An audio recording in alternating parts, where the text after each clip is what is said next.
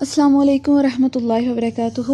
امید کرتی ہوں آپ سب خیر و عافیت سے ہوں گی اور ایمان کی بہترین حالتوں میں ہوں گی۔ اللہ تعالیٰ آپ تک آنے والے ہر شر کو خیر میں بدل دے، آمین۔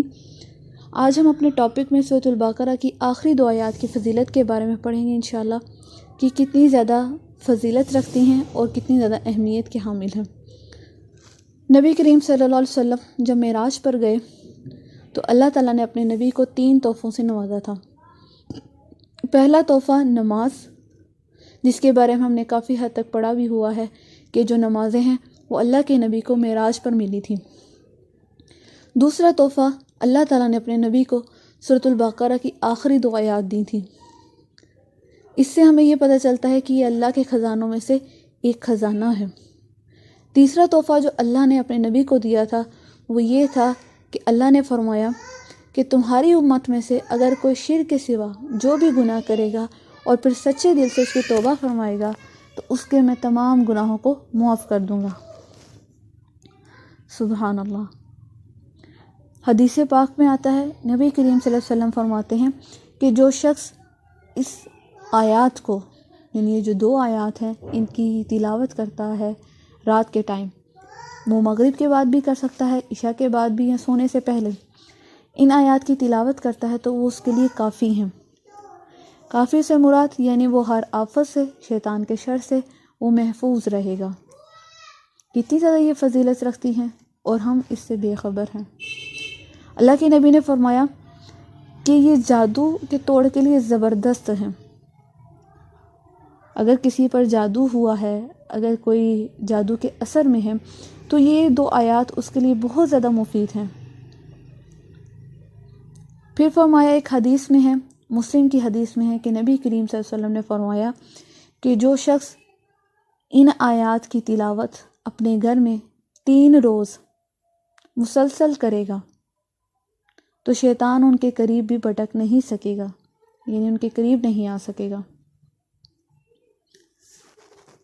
نبی کریم صلی اللہ علیہ وسلم فرماتے ہیں کہ زمین و آسمان کی تخلیق سے قبل 2000 سال پہلے، یعنی ابھی زمین اور آسمان نہیں بنے تھے، اس سے 2000 سال پہلے اللہ تعالیٰ نے ایک کتاب لکھی تھی۔ اس کتاب میں سے 2 آیات لے کر اللہ نے سورۃ البقرہ کو کمپلیٹ کیا تھا، اور وہ 2 آیات کون سی تھی؟ جو یہ سورۃ البقرہ کی آخری 2 آیات ہیں۔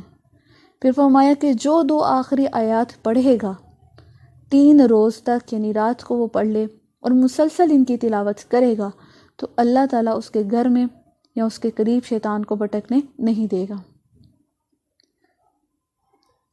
حدیث پاک میں آتا ہے، نبی کریم صلی اللہ علیہ وسلم فرماتے ہیں کہ جو شخص سورۃ البقرہ کی 2 آیات کو پڑھ کر جو بھی دعا مانگتا ہے اللہ تعالیٰ اس کو ضرور قبول کرتے ہیں۔ سبحان اللہ، کتنی زیادہ اس کی فضیلت ہے۔ اللہ کے نبی بیٹھے ہوئے تھے اور ان کے ساتھ حضرت جبرائیل علیہ السلام بیٹھے تھے۔ آسمان سے آواز آئی تو حضرت جبرائیل علیہ السلام نے اوپر آسمان کی طرف دیکھا تو انہوں نے نبی کریم صلی اللہ علیہ وسلم سے فرمایا کہ اے اللہ کے نبی، آج آسمان کا وہ دروازہ کھلا ہے جو آج سے پہلے کبھی نہیں کھولا گیا، یعنی آج سے پہلے وہ کسی کے لیے بھی نہیں کھلا اور آج سے پہلے کبھی کھلا ہی نہیں ہے۔ اس سے ایک ایسا فرشتہ زمین پر اترا ہے جو آج سے پہلے کبھی نہیں اترا تھا، یعنی وہ زمین پر آیا ہی نہیں ہے۔ وہ آپ کے لیے 2 نور لے کے آیا ہے۔ 2 نور کون سے 2 نور تھے؟ اللہ کے نبی نے پوچھا تو حضرت جبرائیل علیہ السلام نے فرمایا کہ وہ 2 نور، ایک سورۃ الفاتحہ اور دوسرا نور سورۃ البقرہ کی 2 آخری آیات۔ سبحان اللہ۔ دیکھیں ذرا اس کی فضیلت، اس کی اہمیت کو جانچیں کہ جو پہلے کسی نبی کے لیے نہیں کھلا گیا تھا،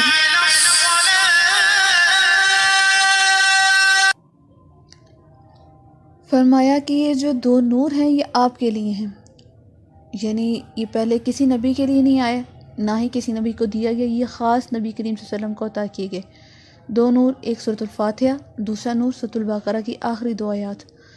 تو یہ کتنی خوبصورت آیات ہیں، اللہ تعالیٰ نے یہ صرف امت محمدیہ کے لیے دی گئیں، اور فرمایا کہ جو بھی ان آیات کو پڑھ کر دعا مانگے گا، جو بھی حاجت اللہ کے سامنے رکھے گا تو اللہ تعالیٰ ضرور اس کو قبول کریں گے۔ ان آیات کے بارے میں دیکھتے ہیں کہ یہ آیات کون سی ہیں۔ اعوذ باللہ من الشیطان الرجیم بسم اللہ الرحمن الرحیم آمن الرسول ایمان لایا رسول بما ساتھ اس چیز کے انزلہ جو اتارا گیا الیہ آپ کی طرف من ربہم اس کے رب کی طرف سے والمؤمنون اور مسلمان. یہاں پہ بتایا گیا ہے کہ جو اللہ نے نبیوں پر اتارا پیغمبر بھی ایمان لائیں گے اور مسلمان بھی، دونوں کو تلقین کی گئی ہے. پیغمبر اور مسلمان دونوں ہی ایمان لائیں گے. کلن ہر ایک آمنہ ایمان لایا باللہ اللہ پر و ملائکت ہی اور اس کے فرشتوں پر و کتب ہی اور اس کے رسولوں اس کے کتابوں پر و رسول ہی اور اس کے رسولوں پر. ہر ایک ایمان لایا، یعنی جو ایمان لایا وہ کن چیزوں پر لایا؟ اللہ پر، اس کی کتابوں پر، اس کے رسول پر، اس کے فرشتوں پر. لا نفرق نہیں جدائی ڈالتے ہم بین احدین کسی ایک کے درمیان من الرسولی رسولوں میں سے.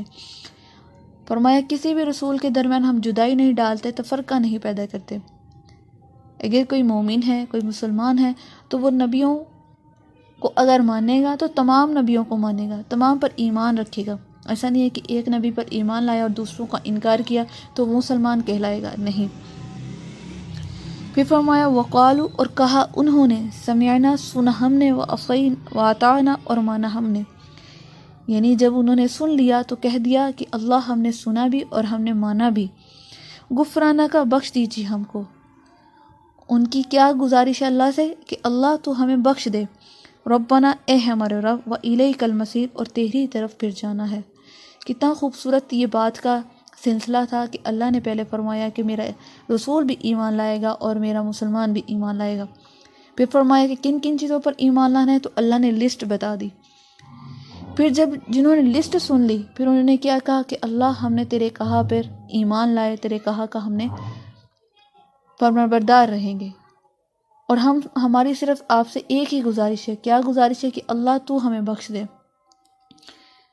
اگلی آیات پڑھتے ہیں. لا یکلف اللہ نہیں تکلیف دیتا اللہ نفساً کسی نفس کو الا وسعها مگر اس کی طاقت سے زیادہ.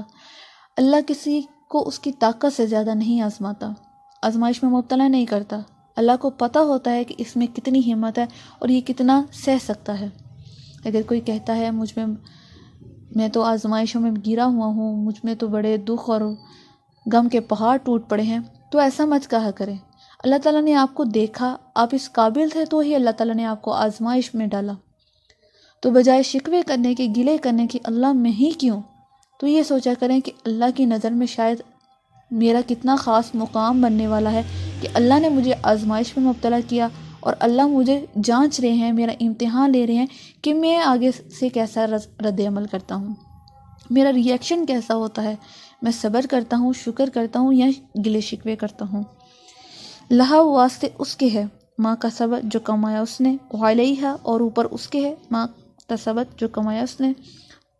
اللہ فرما رہے ہر ایک کے لیے اس کی کمائی ہے، یعنی جو اس نے عمل کیا ہے وہ اس کا نتائج ضرور بھگتے گا، اس کے سامنے ہوں گے.